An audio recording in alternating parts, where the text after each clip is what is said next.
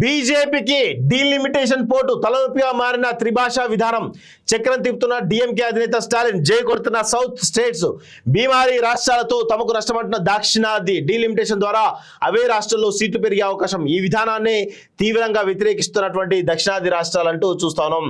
బీజేపీపై కాంగ్రెస్ కుట్రలు దక్షిణాదిలో బలపడుతున్న బీజేపీ అందుకే డీలిమిటేషన్ పేరుతో దుష్ప్రచారం నియోజకవర్గాల పునర్విభజనతో నష్టం ఉండదు. డీలిమిటేషన్ అంశంపై అఖిలపక్షం ఎందుకు 6 గ్యారెంటీలపై మీటింగ్ పెట్టాలి బీజేపీ ఎంపీ లక్ష్మణ్ అంటూ చూస్తాను. సో భారతీయ జనతా పార్టీకి చిత్తశుద్ధి ఉంటే ఈ డీలిమిటేషన్లో ఏ విధంగా ఉండబోతుంది అనేది ప్రజలకు క్లారిటీ ఇస్తే అయిపోతుంది కదా.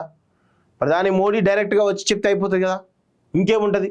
సో సౌత్లో మీరు బలపడుతున్నారా లేదా పక్కన పెట్టండి, కానీ డీలిమిటేషన్ ద్వారా సౌత్కు అన్యాయం జరుగుతుంది అనేది కొంత బలమైనటువంటి చర్చ జరుగుతుంది. దానిపైన మీరు ఒక కీలకమైన వ్యక్తితో లేకపోతే ఏదో డీలిమిటేషన్ ఎట్లా జరుగుతూ ఉంది, ఏ విధంగా నార్త్లో సీట్లు ఎట్లా పెరుగుతూ ఉంటాయి, సౌత్లో ఎట్లా పెరుగుతూ ఉన్నాయి అనేది చాలా ఒక స్పష్టమైన క్లారిటీ ఇస్తే అయిపోతుంది కదా.